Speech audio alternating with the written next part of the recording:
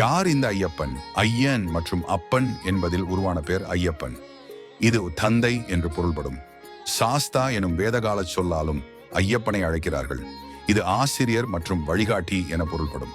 சாஸ்தா மற்றும் தர்மசாஸ்தா என்ற சொற்கள் மட்டுமே புராணங்களில் குறிப்பிடப்பட்டுள்ளன. ஐயப்பன் என்ற பெயர் புராணங்களில் காணப்படவில்லை.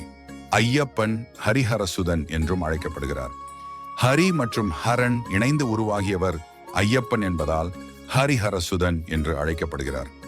ஐயப்பன் தர்ம நெறிமுறை மற்றும் சரியான வாழ்க்கை முறை பின்பற்றுதல், துணிச்சலான போர் திறன்களை பயன்படுத்தும் சக்தி வாய்ந்தவர்.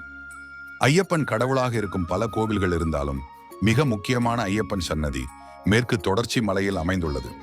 கேரளாவில் பம்பா நதி கரையில் இருக்கும் சபரிமலை ஒரு புனித யாத்திரை மையமாகும். பக்தர்கள் எளிமையான வாழ்க்கை, பிரம்மச்சரியம், சைவ உணவு மற்றும் கருப்பு அல்லது நீல நிற உடை அணிந்து விரதமிருந்து ஐயப்பனை தரிசிக்கின்றனர்.